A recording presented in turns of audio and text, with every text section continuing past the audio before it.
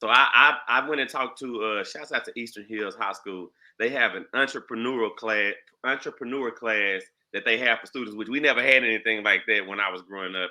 But they essentially get other entrepreneurs to come in and talk to the kids about what it looks like, expectations, how to move, and things of that nature. And I've been as fortunate enough to go talk to these kids last year, and I was fortunate to go talk to them this year. But the reason why I'm bringing it up now is because this last time, which was about 2 or 3 weeks ago, one of the things I specifically stated to them, when we were actually talking about vision in a sense, and it doesn't just apply to kids; it applies to adults as well.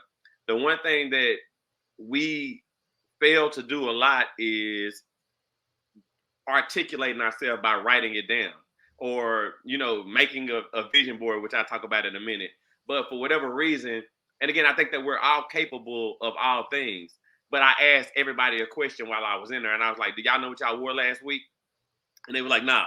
And I was like, well, how many times have you been looking for something like your phone or something or your keys and they were in your pocket, or just all of these different scenarios? And they were like, all the time. And I was like, so what makes you think at the beginning of a year you can formulate a vision and a goal, not write it down and remember all the details of it? It's not to say that you don't have a sharp memory, but there are so many things going on in your life, in your head, that the fine details are always hard to recall when necessary. And the reason why I'm bringing it up is because, to your point, knowing what you want, to me, is like putting it on paper or putting it in audio form or put it in video form, so that way you actually know what you're looking at and you can follow the steps. And when you do those things, now when you want to talk about unwavering commitment, when you know what you're doing every day, number one, the unwavering part starts to become easy. But not only that, you see progress. You say, okay, now you said have those goals, those little individual accomplishments that you need to accomplish along the way. All right, I have this vision. Step one was literally just get out the bed. Ching, I got out the bed. What a wonderful thing. And so I said all of that to say that, a part of what we're talking about for me is literally you have to put it down. You have to have some form of way to realize it over and over again for yourself to be able to move forward in a way that you may have thought at a time. Go ahead, Jay. Yeah, and again, like comparing holding a vision again to like for holding a vision for 9 months, comparing that to the birthing of a child. There's physical representations every day, like in the form of feelings or just from just physical, Yes. just seeing what you see. So it's always on your mind that okay, in this around this date, something's gonna happen. And if you hold that same vision too, like of whatever you want, like around this date, something's gonna happen. You have checkpoints throughout. Like you might have doctor's appointments. You might have checkpoints like, okay, I need to check in with my advisor or my plan, like whatever plan I'm going on. Even though the plan it matters, but it doesn't. As long as you hold that vision, which is the most important thing, around this time, 9 months from now, this thing is gonna happen.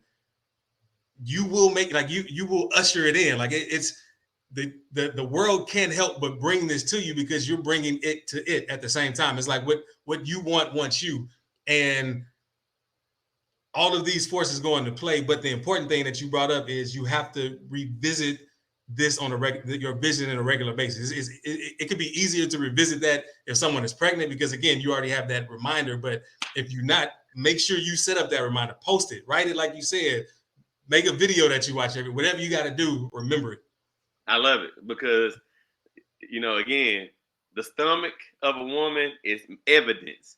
Being sick, them throwing up because of them having, all the childhood, it's evident. It's always, the mood changes, it's evident. All these things, it's like them writing it down. They just don't have to write that down. But I wanted to talk about the vision board, and I'm saying this because I've never done one before. Now, funny enough, on December 2nd, I've been invited by, shout out to Nikita Jacobs. She wants me to come and talk to people about holding a vision, funny enough. And she asked me, had I ever done a vision board? I said, no, I ain't done one. But she was like, okay, well, cool. I think that you'll be fine anyway because you're articulate when it comes to your stuff anyway. So I always write down my goals. And the craziest part about the where I'm trying to hold myself more accountable is I don't always go back and revisit it. That's a whole nother piece to it. Like you write it down, and we're talking about making sure that it's evident every day. Now, fortunately for me, everything that I've ever written down, well, I ain't gonna say everything. A lot of the things that I've written down, when I go back and revisit it later in the year, I've kind of hit those marks along the way. Like, oh dang, I forgot I wrote I was gonna do that. Dang, I did that. I forgot I was gonna write that, and I end up having hit a bunch of marks. Now I attribute a lot of that to me writing it down, and now I've embed when you write something, you kind of have an embedded script in your head because you've seen it before. But the vision board meeting really brought to light for myself that my vision was not clear. Right now, I haven't started doing my vision board because now I had to ask myself, what is it that I truly want? Right? How does this really look? And the reason why I'm bringing this up is because it's about the detail. And again, I'm not saying you have to script that every moment of your life, or you have to literally write down every single step along the way. But the other part to that is, I don't even know what it looks like. And if you don't know what it looks like, well, what are you doing? Go ahead, Jay. So yeah, it's two parts to this. So similarly, like I was like, okay, well, what do I want? Well, I don't want that to stop me from going towards something. I know something I want now, so I would start. I started writing it. I would start saying it.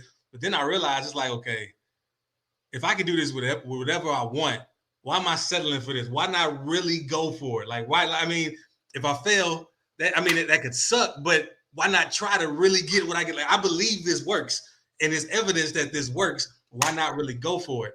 And once you, so I say this to say, like, just start where you're at, because you're naturally going to correct. You're going to realize there are certain things that you don't want as much as you thought you want, because if it's not worth you holding that vision for 9-10 months, you really don't want it that much. You really don't care for it that much. And when you find what that is, it is. But I want to say one more thing real quick before you jump in. You brought up about, like, with pregnant, like, mood changes, and like a light bulb came on, because that's something that would make me drop a goal like that if my mood changes all of a sudden. But man, even in that, like, when a woman is pregnant and the mood changes, they still know around this date something's gonna happen, and because they're holding that vision. And we should do the same thing. We're gonna accept there are gonna be mood changes in us holding this vision, but as long as we hold the vision, we good. 100. Like, I didn't even think about the whole mood change thing, and the reality of it is that is what generally will sway people, because you're feeling down about the outcome that you currently have. But I also want to go back to the point that you were making about, trying, why am I